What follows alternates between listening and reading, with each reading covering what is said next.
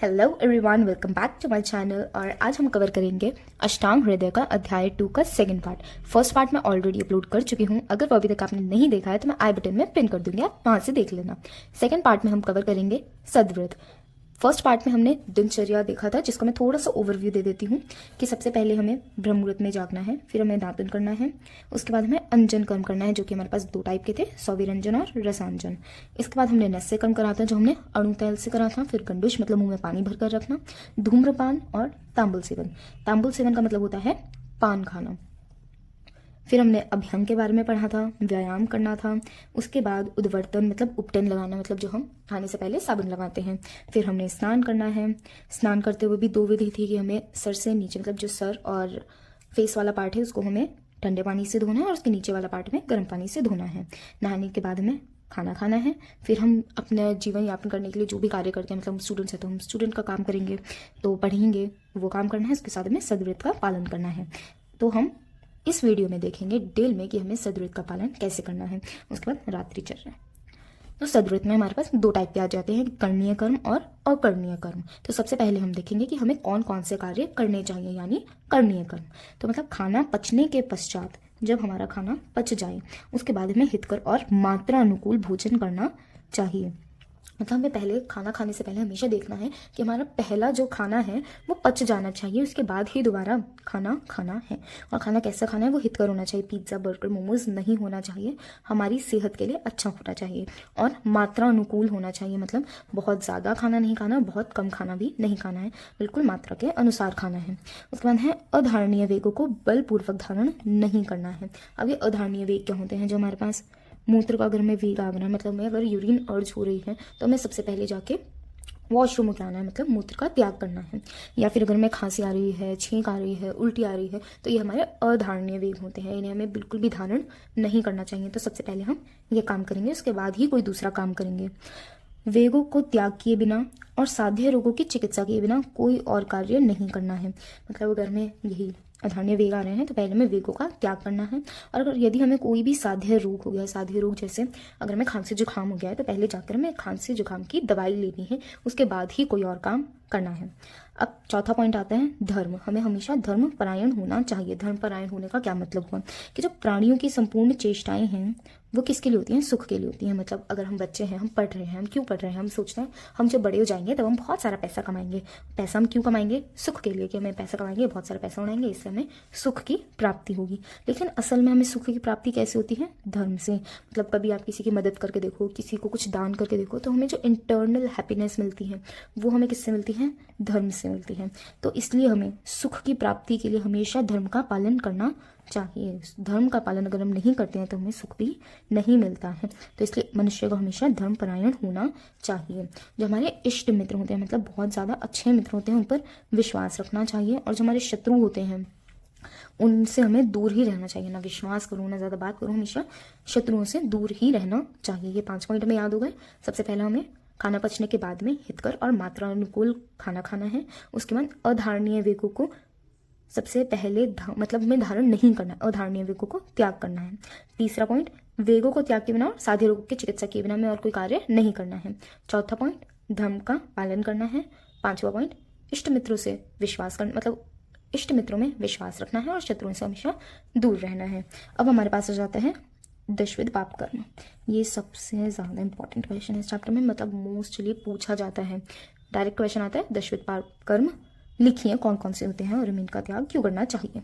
तो ये 3 तरह के होते हैं, शारीरिक, वाचिक और मानसिक। शारीरिक मतलब जो हम फिजिकली अपने एक्शन से करते हैं, वाचिक मतलब जो हम बोलकर पाप करते हैं, और मानसिक जो हम केवल सोच कर पाप करते हैं। तो शारीरिक में हमारे पास 3 आ जाते हैं, हिंसा, चोरी और परस्त्री गमन। हिंसा, लड़ाई झगड़ा करना। चोरी के लिए यहाँ पर स्तेय वर्ड का प्रयोग किया गया है श्लोक में, और परस्त्री गमन के लिए अन्यथा कर्म वर्ड का प्रयोग किया गया है श्लोक में। तो इसलिए मैंने लिख दिए हैं, जिससे ज़रूरी नहीं है ये याद करना, लेकिन पता होने चाहिए। तो हिंसा, चोरी और परस्त्री गमन, ये तीनों हमारे पास शारीरिक पाप हैं, ये हमें बिल्कुल भी नहीं करने हैं। वाचिक में हमारे पास चुगलीखोरी, जिसके लिए वर्ड है पैशन्यम, कटु वचन, असत्य। असत्य के लिए क्या वर्ड है? पारुष्य, नृत्य। असंबंध प्रलाप मतलब बिना बात का पर कुछ ना कुछ बोल रहे हैं, मतलब बात कुछ और चल रही है, बिना बात के बोले जा रहे हैं, ऐसा कोई भी कार्य हमें नहीं करना है। इसके लिए क्या वर्ड प्रयोग किया हुआ है, संबिन्नालापम। ठीक है, ये हमारे पास श्लोक के वर्ड हैं। मैं फिर कह रही हूँ, इन्हें याद करना बिल्कुल भी जरूरी नहीं है, इनको देखकर डरने की बिल्कुल भी जरूरत नहीं है। आप सिर्फ इतना भी याद रखोगे कि चुगलखोरी, कटुवचन, असत्य, असंबंध, प्रलाप, तो भी काम हो जाएगा। चुगलखोरी का मतलब तो पता ही है, एक की बुराई दूसरे से करना, दूसरे की तीसरे से करना। कटुवचन मतलब किसी को भी कड़वे वचन बोलना। असत्य मतलब झूठ बोलना। असंबंध, प्रलाप, बिना बात के बोलना। ऐसा कोई भी हमें कार्य नहीं करना है। मानसिक हमारे पास दूसरों का अनिष्ट सोचना, इसके लिए वर्ड है व्यापादम। ईर्ष्या करना, अभिध्यायम। शास्त्रों में विपरीत बुद्धि रखना, दृढ़ विपर्ययम। तो ये तीनों हमारे पास मानसिक कर्म, मानसिक पाप कर्म है जो हमें बिल्कुल भी नहीं करने चाहिए। मतलब किसी का भी हमें गलत नहीं सोचना चाहिए, चाहे वो कितना ही बुरा हो, कितना ही अच्छा हो, लेकिन हमें किसी का भी बुरा कभी भी नहीं सोचना है। ईर्ष्या नहीं करनी है किसी से भी, और शास्त्रों में विपरीत बुद्धि नहीं रखनी है किसी भी शास्त्र के लिए। सिर्फ ये हमारे हिंदू मुस्लिम मतलब हर एक का मिलाकर है, किसी के भी शास्त्रों में हमें विपरीत बुद्धि नहीं रखनी है। तो ये हमारे पास 10 विध पाप कर्म थे, इनका हमें बिल्कुल त्याग करना है। अब हमारे ये एकदम अच्छे से याद कर लो, ठीक है। 10 विध पाप कर्म, शारीरिक, वाचिक और मानसिक। शारीरिक में 3, वाचिक में 4, मानसिक में 3। अब हमारे पास आ जाता है आजीविका से रहित और व्याधि एवं शोक से पीड़ित व्यक्ति। जो ऐसे व्यक्ति होते हैं जिनके पास जीवन यापन करने के लिए कुछ भी साधन नहीं है और व्याधियों और शोक से पीड़ित हैं, ऐसों की शारीरिक एवं आर्थिक रूप से सहायता करनी चाहिए। कैसे इंसानों की, जो आजीविका से रहित हैं और व्याधियों और शोक से पीड़ित हैं, ऐसों की शारीरिक भी और आर्थिक रूप से भी सहायता करनी चाहिए। और पास कीट और चींटियाँ होती हैं। चींटियों के लिए वर्ड यूज़ किया है पिपीलिका, कीटों के लिए कीट। तो कीट और पिपीलिका को भी अपने समान ही देखना चाहिए, मतलब इनके साथ हिंसा बिल्कुल भी नहीं करनी है। इनको हमेशा सारे मतलब जितने भी प्राणी होते हैं सब में सद्भावना ही रखनी चाहिए। सब में आत्मा है, सब में प्राण है, सबको पीड़ा होती है, तो हमें सबको अपने जैसा समान ही मानना चाहिए। ये पॉइंट हो गए 5, ये वाले 6, 7 और ये 8। तो सबसे पहला पॉइंट था हमारे पास कि खाना हितकर और मात्रपूर्वक, अधारणीय वेगों का धारण नहीं करना है, वेगों को त्यागना है और सादे रोग की चिकित्सा के बिना कोई और कार्य नहीं करना है, धर्म का पालन करना है, इष्ट मित्रों पर विश्वास रखना है, शत्रुओं से दूर रहना है, फिर 10 विध पाप कर्म का त्याग करना है, आजीविका से रहित और व्याधि एवं शोक से पीड़ित व्यक्ति की सहायता करनी है हमेशा, और कीटों और चींटी या फिर पिपलिकाओं में भी सद्भावना रखनी है। या 8 पॉइंट में हो गए हैं याद। अब चलते हैं आगे। इनका हमें सम्मान करना है। किन किन का हमें सम्मान करना है? देवता, जो हमारे जो भी भगवान हैं, जिसके भी हम सबका हम सम्मान करते हैं। गाय हमारी माता है, उनका हम सम्मान करते हैं। जो राजा होता है, राजा का, सब प्राइम मिनिस्टर का सभी सम्मान करते हैं। और अतिथि बोला जाता है ना, अतिथि देवो भवम, तो अतिथियों का भी सब सम्मान करते हैं। तो ये चारों तो याद हो जाएंगे, देवता, गाय, अतिथि और राजा। अब आ जाते हैं बाकी 3, वृद्ध, वैद्य और विप्र। इन तीनों का भी हमें सम्मान करना है। हो गए याद साथ के साथ? देवता, गाय, राजा और अतिथि तो याद हो ही जाएंगे। फिर ब्राह्मण के लिए क्या वर्ड यूज किया हुआ है? विप्र। तो विप्र, वृद्ध और वैद्य, ये व इन तीनों से याद हो जाएंगे। तो इनका हमें हमेशा सम्मान करना है। याचकों को निराश होकर कभी भी ना लौटने दें। मतलब यदि आपसे कोई भी गेट पर कुछ भी मांगने के लिए आया है तो कभी भी उसे निराश नहीं लौटाना चाहिए, उसकी हमेशा मदद करनी चाहिए। निरादर और तिरस्कार तो बिल्कुल भी नहीं करना चाहिए। याचकों के लिए वर्ड है अर्थिन, निरादर के लिए अवमन्येत, तिरस्कार के लिए आक्षेपेत। ये वर्ड श्लोक में यूज किए गए हैं। तो कोई भी अगर आपसे कभी भी मदद मांगने आ रहा है तो उसे निराश होकर नहीं भेजना है और उसका तिरस्कार और निरादर तो बिल्कुल भी नहीं करना है। अहित करने वाले व्यक्ति और शत्रु पर भी उपकार की भावना रखनी है। जिसने कभी हमारा गलत किया हो या फिर कोई हमारा शत्रु हो, उन पर भी मतलब हमें उपकार की ही भावना रखनी है।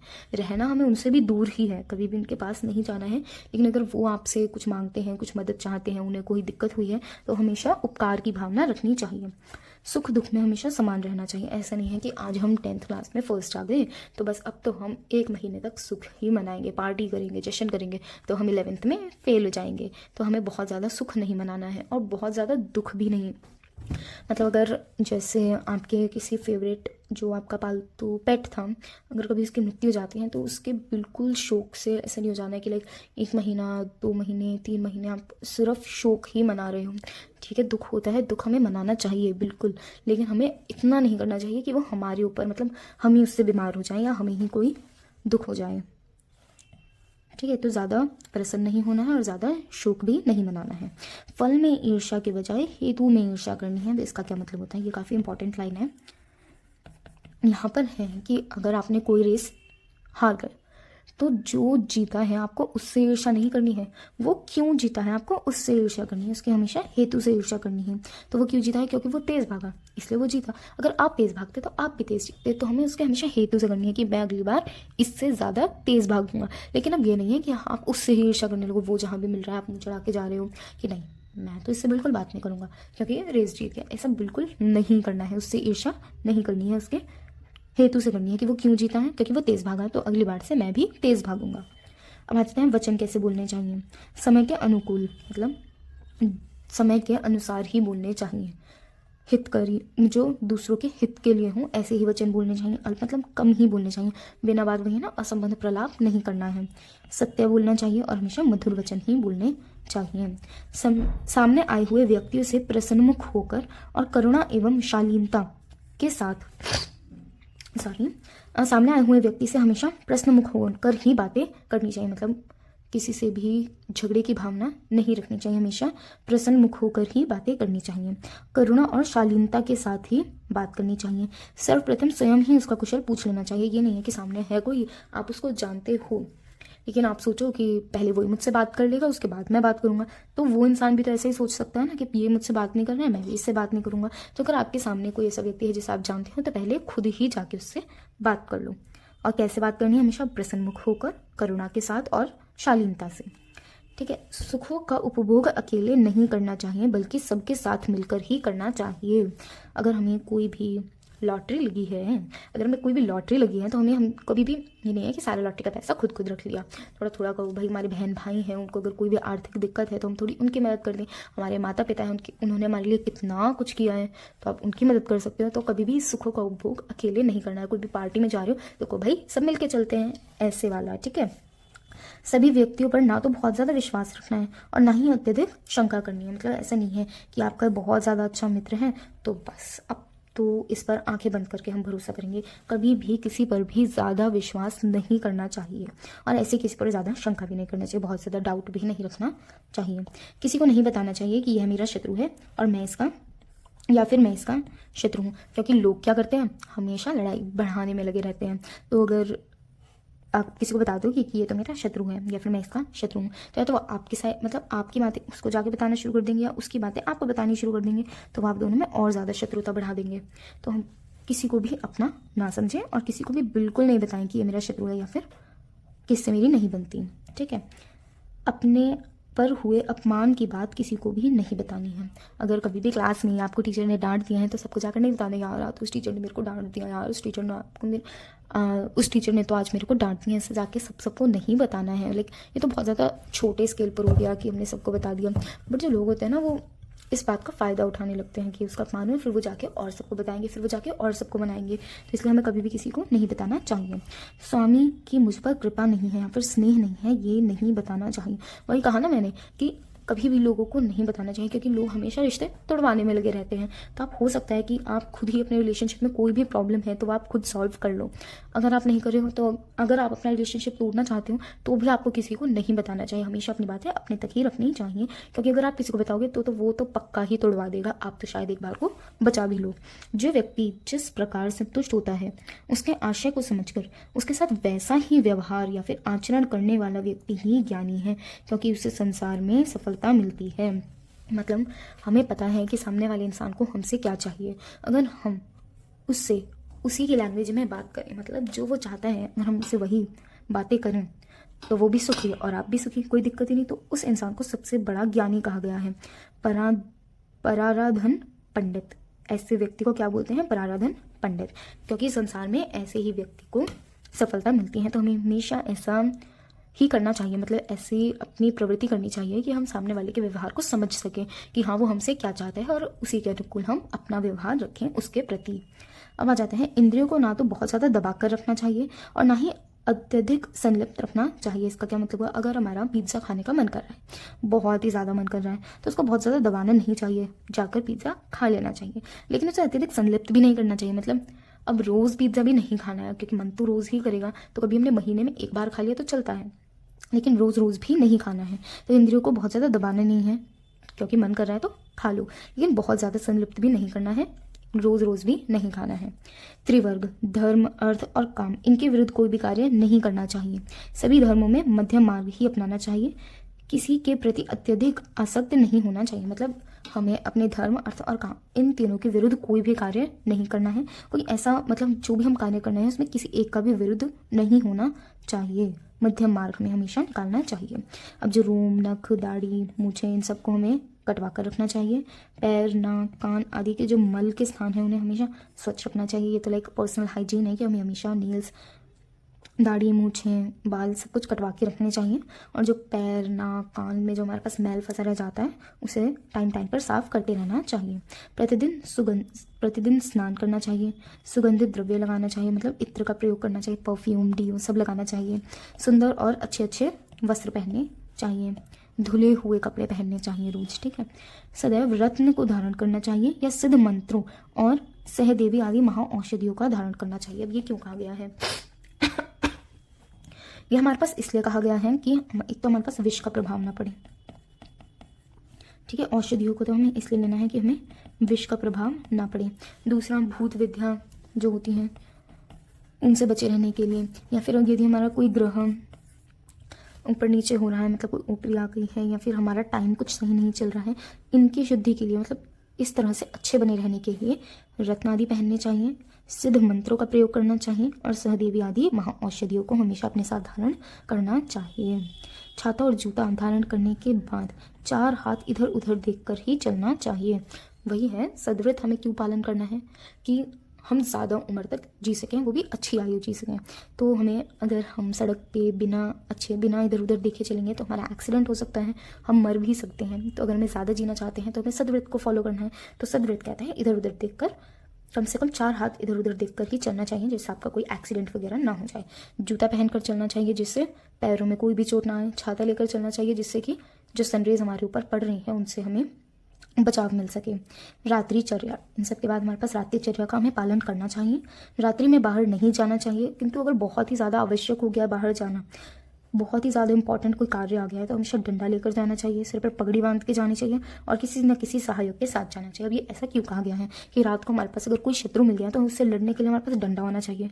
कहीं वो शत्रु हमारे सर पर प्रहार ना करते, क्योंकि सर हमारा सबसे ज़्यादा क्रूशल एरिया होता है। अगर सर पर लगते ही मृत्यु भी हो सकती है, तो इसलिए सर पर हमने पगड़ी बांध ली कि सर पर कोई भी चोट ना आए, और कोई ना कोई सहायक साथ में हो तो हमें उसकी मदद मिल जाएगी। तो इसलिए ऐसे हमें रात्रिचर्या को फॉलो करना चाहिए। नाउ लेट्स स्टार्ट विद करणीय कर्म कि कौन से कार्य हमको बिल्कुल भी नहीं करने चाहिए। चैत्य, पूज्य, ध्वजा और अशस्त्र, ऐसे जो जगह होती है उनको हमें लांघना नहीं चाहिए। चैत्य क्या होता है? ग्राम्य वृक्ष जिस पर भूत या फिर प्रेत निवास करते हो। मतलब गांव में ऐसा पेड़ जरूर होता है जिसके ऊपर बोला जाता है कि ऐसे लाइक भूत रहते हैं वगैरह वगैरह, तो उनको हमें लांघना नहीं चाहिए। पूज्य व्यक्ति जो होते हैं, जैसे हमारे पास गुरु हैं, उनको हमें लांघना नहीं है। अपने फ्लैग को हमें लांघना नहीं है। और अशस्त्र मतलब जो चांडाल की छाया हो, ऐसा आपने मोस्टली अपने बुजुर्गों को कहते सुना होगा कि लाइक ऐसी जगहों पर हमें बिल्कुल भी नहीं जाना चाहिए।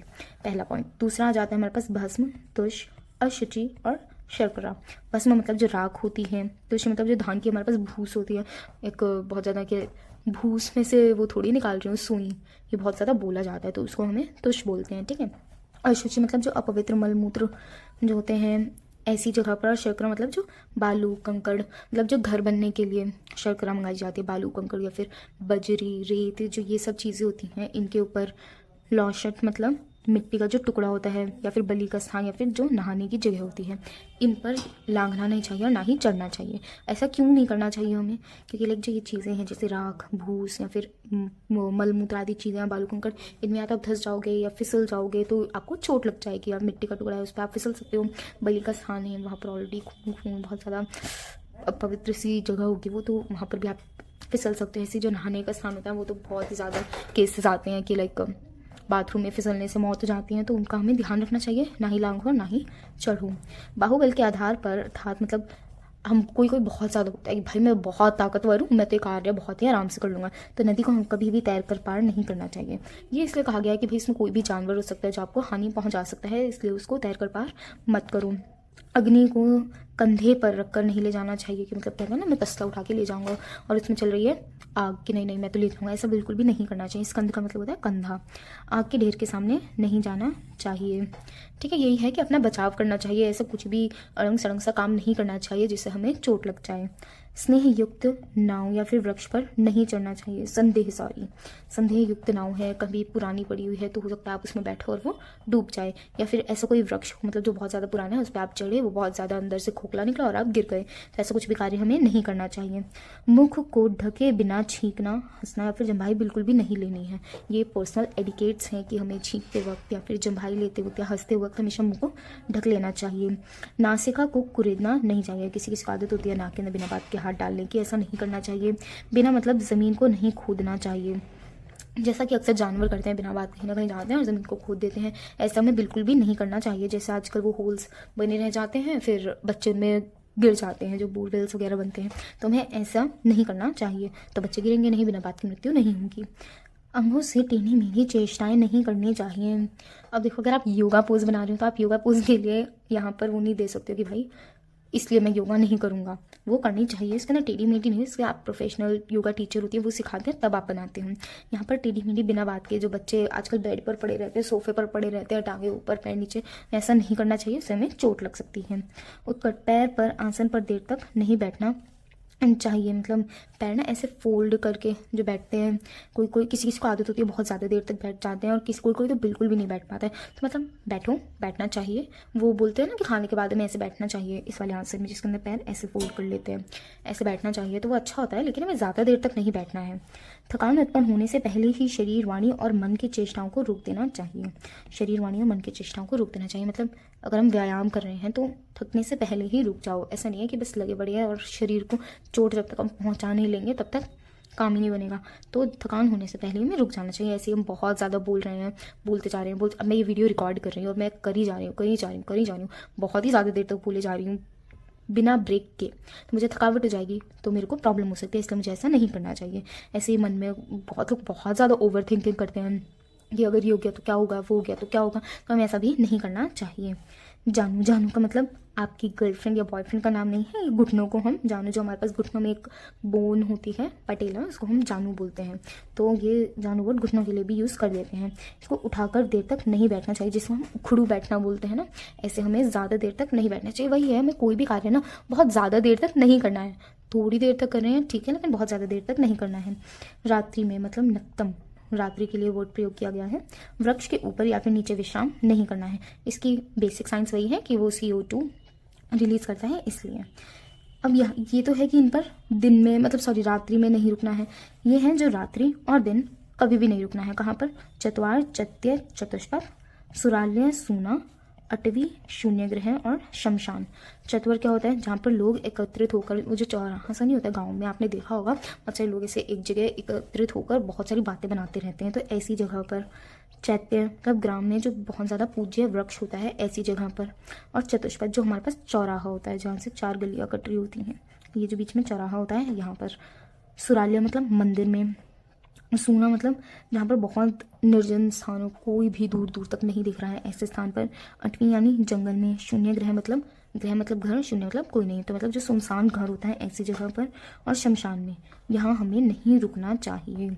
अब इनकी हम देखते हैं कि ऐसा क्यों है। चतुर में जहाँ लोग एकत्रित होकर वार्ता करते हैं, वहाँ नॉर्मली मोस्टली चुगलखोरी चल रही होती है, वो ऐसा है वो वैसा है, तो वहाँ पर वाचिक कर्म ही चल रहा होता है, तो हमें वहाँ रुकना ही नहीं है। चाहते हैं ग्राम में जो पूज्य वृक्ष होता है उसकी लोग मतलब बहुत ज़्यादा पूजा वगैरह करते हैं, तो आपको वहाँ पूजा करनी है और आ जाना है, ज़्यादा देर तक बिना बात के नहीं रुकना है। चतुष्पाद ऐसे ही चौराहे पर भूत विद्या आदि बहुत की जाती हैं, इसलिए हमें चौराहे से जो काम है अपना जा रहे हैं तो जाओ, साइड से जाओ, कभी भी बीच से मत जाओ और ज़्यादा देर तक वहाँ मत रुको। सुराल्य में ऐसे मंदिर में हमें ज़्यादा देर तक नहीं रुकना चाहिए। गए अपना पूजा करिए, आपको मेडिटेशन करना है, जो कार्य है वो किया और हमें वापस आ जाना है। कहीं भी निर्जन स्थान पे तो हमें जाना ही नहीं है। अटवी जंगल में हमें नहीं जाना है अकेले। शून्य ग्रह सुनसान घर में हमें नहीं जाना है और शमशान में हमें नहीं जाना है। अब हम इनको याद कैसे करेंगे? ये 8 हैं, 3 च से, 2 स से, 2 श से और 1 अटवी। तो च, स, श और अटवी। च से चतवर, चैत्य, चतुष्पद, चतवर, चैत्य, चतुष्पद। फिर 100 से सुराल्य और सूना, क्या है? सुराल्य और सूना। फिर शो से शून्य ग्रह और शमशान, क्या है शून्य ग्रह और शमशान, और आखिरी हमारे पास 8वीं। ये हो गए हमको आंटों के आंटों याद। अब आ जाते हैं सूर्य को सर्वथा नहीं देखना चाहिए। अब आ जाते हैं सर्वथा का क्या मतलब हुआ कि सूर्य को हमें देखना ही नहीं है, डायरेक्ट नहीं देखना है, मिरर के थ्रू भी नहीं देखना है, वाटर के थ्रू भी नहीं देखना है, मतलब किसी भी तरह में सूर्य को देखना ही नहीं है। सिर्फ उसकी किरणें लेनी है अगर हम लेना चाहते हैं विटामिन डी के लिए, लेकिन सूर्य को हमें डायरेक्ट नहीं देखना है। भार को सर पर नहीं रख कर ले जाना है, लाइक अगर वो गिर वगैरह जाता है तो हमारे सिर में कोई भी चोट आ सकती है, इसलिए लगातार किसी भी सूक्ष्म वस्तु या फिर दीप्त वस्तु या फिर अमेध्य, जिसे हम अपवित्र वस्तु कहते हैं, या फिर अप्रिय वस्तु को नहीं देखना चाहिए। ये हमारे पास भूत विद्या जो लोग कराते हैं उनके लिए ही है कि लाइक लोग ब्लैक मैजिक वगैरह बहुत ज़्यादा कराते हैं तो ऐसी वस्तुओं में रख देते हैं कि आप बहुत ज़्यादा देर तक देखते हो या उन्हें टच करते हो तो आपको प्रॉब्लम हो सकती है, तो इसलिए ऐसी वस्तुओं को नहीं देखना चाहिए। मद्य को मतलब अल्कोहल को ड्रिंकिंग बिल्कुल करनी भी नहीं है, बेचना भी गलत है, संधान बनाना भी गलत है, दान करना भी गलत है, और लेना तो बिल्कुल वर्जित है। ना ही बनानी है, ना बेचनी है, ना दान करनी है, ना खुद लेनी है, ठीक है। सामने या पूर्व दिशा की जो वायु होती है, पूर्व मतलब ईस्ट साइड की जो वायु होती है इसका हमें सेवन नहीं करना है। सामने से अगर बिल्कुल डायरेक्ट धूप आ रही है तो उसका सेवन हमें नहीं करना है। सामने से धूल आ रही है बहुत ज़्यादा तो, या फिर ओस आ रही है, या फिर बहुत ज़्यादा कठोर और तीव्र वायु आ रही है तो इनका हमें सेवन नहीं करना, ये हमारे लिए हार्मफुल हो सकती हैं। सामने की धूप को इन्होंने आतप बोला है, रज वर्ड यूज़ किया है धूल के लिए, तुषार वर्ड यूज़ किया है ओश के लिए, और पुरुष अनिल का प्रयोग किया है। पुरुष मतलब बहुत ज़्यादा कठोर और तीव्र, अनिल मतलब वायु। अब शरीर को टेढ़ा मेढ़ा रखकर ये कार्य हमें नहीं करने हैं। लाइक अगर आप किसी टेढ़े मेढ़े पोजीशन में हो और हमें एकदम से छींक आ रही है, छींक बहुत ज़्यादा स्पीडी होती है, लाइक हमारे शरीर पर बहुत ज़्यादा फोर्स आता है तो आपकी बोन तक ब्रेक हो सकती है या कोई मसल टीयर या कुछ भी प्रॉब्लम हो सकती है अगर आपका शरीर टेढ़ा मेढ़ा है तो इसलिए छींकना, डकारना या खांसी ये कार्य हमें टेढ़े मेढ़े होकर नहीं करना है। छींक के लिए शब्दों, डकार के लिए उद्गार, खांसी के लिए कांस, ये वर्ड है। अब हमारे पास है सोना भी नहीं है टेढ़े मेढ़े से, जैसे नॉर्मल सोते हैं वैसे ही सोना है, टेढ़े मेढ़े नहीं सोना है। भोजन भी नहीं करना है। भोजन क्यों नहीं करना है? क्योंकि फिर खाना किसी और नली में पहुंच सकता है, डाइजेशन में दिक्कत हो सकती है इसलिए। और मैथुन कर मतलब सेक्सुअल इंटरकोर्स भी नहीं करना है, ठीक है। अब हमारे पास होता है कलत छाया, मतलब नदी के किनारे की जो छाया होती है, या राजा का जो शत्रु होता है। व्याल मतलब शेर आदि जो हिंसक पशु होते हैं जो हम पर प्रहार कर सकते हैं। दंश आदि मतलब सर्प आदि जो पशु होते हैं जो अपना हमें मार सकते हैं। विषाणी मतलब सींग वाली, मतलब भैंस वगैरह जो हमारे पास पशु होते हैं इनसे हमें बचना चाहिए। तो 3 तरह के तो जानवर ही हो गए, शेर जैसे जो हिंसक होते हैं, जो सर्प आदि पशु होते हैं, और सींग वाले भैंस जैसे कि, तो इन तीनों से हमें बचना है। अगर कोई राजा का शत्रु है उससे हमें हमेशा बचना है। और कलत छाया मतलब नदी के किनारे की जो छाया होती है इससे हमें बचना है। ये 5 चीज़ें हैं। अब आ जाता है जो कुलहीन व्यक्ति होता है, अनार्य मतलब जो दुष्ट व्यक्ति होता है, अति निपुण की सेवा करने वाला जो मनुष्य होता है, और अपने से जो श्रेष्ठ है, ऐसों से हमें झगड़ा नहीं करना चाहिए। अब कुलहीन मतलब सदाचार जिसमें नहीं है, जिसकी खुद की कोई इज्जत नहीं है, वो हमारी क्या इज्जत करेगा, इसलिए उससे कभी भी झगड़ा नहीं करना चाहिए। जो बहुत ही ज़्यादा दुष्ट है ऐसे के तो मुँह ही नहीं लगना चाहिए। जो अति निपुण की सेवा करते हैं मतलब जो बहुत ज़्यादा चापलूसी करते हैं उनसे हमें झगड़ा नहीं लेना चाहिए, क्योंकि वो किसी बड़े व्यक्ति को जानते हैं जो आपके लिए कुछ भी गलत करवा सकते हैं, तो इसलिए उनसे कभी भी झगड़ा नहीं करना चाहिए। और कोई भी यदि आपसे श्रेष्ठ है तो उससे भी झगड़ा हमें नहीं करना चाहिए। अब हमें भोजन कौन कौन से नहीं करने हैं? शत्रु का भोजन हमें नहीं करना है। यज्ञ के लिए जो एकत्रित अन्न होता है वो हमें खाना नहीं खाना है। अगर जो पंचायती का भोजन होता है वो हमें नहीं करना है, क्योंकि हमें पता नहीं है ना कैसा बना होगा। शत्रु हमारे में विष वगैरह मिला सकता है। अब यज्ञ के लिए एकत्रित हुआ है, कौन खाना कैसा लाना होगा हमें नहीं पता है, और हमें हमेशा हितकर और स्वास्थ्य के लिए जो अच्छा हो भोजन, ऐसा भोजन नहीं करना है। तो इसलिए सिर्फ बोला गया है कि ऐसा भोजन नहीं करना है, क्योंकि आपको नहीं पता है कि पंचायती भोजन है कि कैसे बना होगा, या यज्ञ के लिए एकत्रित हुआ है तो कैसे बनाया गया होगा। अकीर्ण भोजन मतलब बिखरा हुआ जो होता है वो नहीं करना है। जो वैश्य का भोजन होता है नहीं करना है। और जो फेरी वाले लेके घूमते हैं, अब वो खुला होता है खाना, उसके अंदर एक बहुत सारे बैक्टीरिया वायरस वगैरह जाते हैं, वो खुला घूमता है, धूल मिट्टी सब जाती है, तो ऐसा भोजन भी हमें नहीं करना चाहिए। शरीर, वक्त मतलब मुख, नखून, इनसे वाद्य यंत्र नहीं बजाना चाहिए। जो चीज़ जैसे करनी है वो वैसे ही करनी चाहिए। अगर हम बिना बात किसी और चीज़ से करेंगे तो हमें चोट भी लग सकती है। इसलिए हाथों से केश को धोना मतलब बार बार संवारना नहीं चाहिए। ये मोस्टली लड़कों के लिए है, जो मोस्टली उनका हाथ कहाँ रहता है अपने बालों पर, हमेशा अपने बाल संवारते हुए दिखते हैं, तो भाई इतना नहीं संवारना है अपने बालों को, ठीक है। अब आ जाता है तोय। तोय यानी जल, अग्नि या पूज्य के बीच सवारी नहीं ले जानी चाहिए। कहीं पर पानी है तो पानी के बीच से नहीं जाना है, या अग्नि के बीच से नहीं जाना है, या कहीं पूजा हो रही है तो उसके बीच से हमें नहीं जाना है। शव के धुएं से बचना चाहिए, क्योंकि हमें नहीं पता कि जो वहाँ पर डेथ हुई है वो किस रीज़न की वजह से हुई है, तो उससे कोई बीमारी हो सकती है जिसका अगर आपके पास धुआं जाता है तो बैक्टीरिया वायरसेस वगैरह ट्रांसफ़र हो सकते हैं और वो आपको भी हो सकती है, इसलिए हमेशा शव के धुएं से बचना चाहिए। मदिरा में अधिक आसक्त नहीं रहना चाहिए, मतलब लालच नहीं करना चाहिए। स्त्रियों में अत्यधिक विश्वास नहीं रखना चाहिए और उनको स्वतंत्रता ज़्यादा नहीं देनी चाहिए। बुद्धिमान व्यक्ति के लिए सभी व्यावहारिक कार्यों को आचार्य यानी संसार ही है, मतलब जो हमारे पास बुद्धिमान व्यक्ति होता है वो जो भी कार्य करता है वो कैसे सीखता है, संसार से ही सीखता है। तो इसलिए जो परीक्षक व्यक्ति होते हैं यानी जो सांसारिक व्यवहार में लोग का ही अनुकरण करना चाहिए, अर्थात वही कार्य करना चाहिए जो संसार में श्रेष्ठ व्यक्ति करते हो। मतलब पहले आपको अपना एक आइडियल मानना है कि ये मेरा आइडियल है, मैं इसकी तरह कार्य करूँगा। तो और जो अच्छी अच्छी आदतें उसमें हैं, केवल वो अच्छी आदतें ही आपको अपने अंदर लानी चाहिए। तो अगर आप ऐसा करते हो तो आप बुद्धिमान व्यक्ति कहलाते हो। तो बुद्धिमान व्यक्ति के लिए सभी व्यवहारिक कार्यों का आचार्य संसार ही है, मतलब एक दूसरे से सीखना चाहिए। आदर, संतानता, त्याग, कायिक, वाचिक और मानसिक रूप से इंद्रियों का दमन और दूसरे के कार्यों को भी अपना कार्य ही समझना। अब ये हमारे पास सदव्रत यहाँ तक खत्म हो गया है। अब ये सदव्रत बहुत ज़्यादा शॉर्ट में दिया हुआ है कि सदव्रत में हमें 4 चीज़ें ध्यान रखनी है। हमेशा करुणा बनाए रखना है, मतलब बहुत ज़्यादा करुणा से रहना है। इसके लिए वर्ड क्या यूज़ किया है, आदर, संतानता। दूसरा, त्याग की भावना रखनी है, हमेशा त्याग। तीसरा, कायिक, कायिक मतलब शारीरिक, शरीर को काय भी बोलते हैं, तो कायिक, कायिक यानी शारीरिक। वाचिक और मानसिक रूप से इंद्रियों का दमन करना, मतलब कोई भी पाप नहीं करना है। और दूसरे के कार्यों को भी अपना कार्य ही समझना है। यदि इन चारों चीज़ों का हम ध्यान रखेंगे तो ये हमारे पास संपूर्ण सद्व्रत है। ये सज्जनों का धर्म है। सद्व्रत मतलब सज्जनों का धर्म। किस प्रकार का जीवन व्यतीत करते हुए मेरे दिन रात कैसे व्यतीत होते हैं। यदि कोई ऐसी सोच रखता है, मतलब रात को सोने से पहले कोई सोचता है कि आज मैंने पूरे दिन में क्या क्या किया, क्या अच्छा काम किया, क्या बुरा काम किया, क्या मुझे नहीं करना चाहिए था, तो वो इंसान हमेशा सुखी रहता है। क्योंकि अगर उसे पता चल गया कि मैंने आज ये गलत किया है तो अगली बार से वो गलत काम नहीं करेगा और अगली बार सोचेगा मैं कल ये और अच्छा करूँगा, कल ये और ज़्यादा बेटर करूँगा। अगर कोई भी ये सोच के सोता है कि मैंने आज पूरा दिन कैसा गया और क्या सही था क्या गलत था, तो वो हमेशा सुखी रहता है, उसे कभी भी कोई भी दुख नहीं होता है। इस प्रकार संक्षिप्त में दिनचर्या और सद्व्रत कह दिया गया है। इसका पालन करने से व्यक्ति को आयु मिलती है, आरोग्यता मिलती है, ऐश्वर्य मिलता है, यश मिलता है, शाश्वत स्वर्ग को प्राप्त होता है। हमारी आयु दीर्घ हो जाती है। उन्होंने बताया है कि कैसे कैसे हम बच सकते हैं, कौन कौन से कार्य हमें नहीं करने चाहिए, ये सब बताया है ना कि ये कार्य हमें बिल्कुल भी नहीं करने हैं, तो हमारी आयु दीर्घ हो जाएगी, हमें कोई भी रोग नहीं होगा अगर हम इसका पालन करेंगे। हमें ऐश्वर्य मिलेगा, हमें यश मिलेगा और हमें स्वर्ग की प्राप्ति होगी। ये संपूर्ण सद्व्रत का वो बता दिया गया है। अब यह है संक्षिप्त दिनचर्या जो हमने पार्ट 1 वीडियो में भी पढ़ी थी। एक बार मैं इसमें रिपीट कर देती हूँ कि हमें ब्रह्म मुहूर्त में उठना है।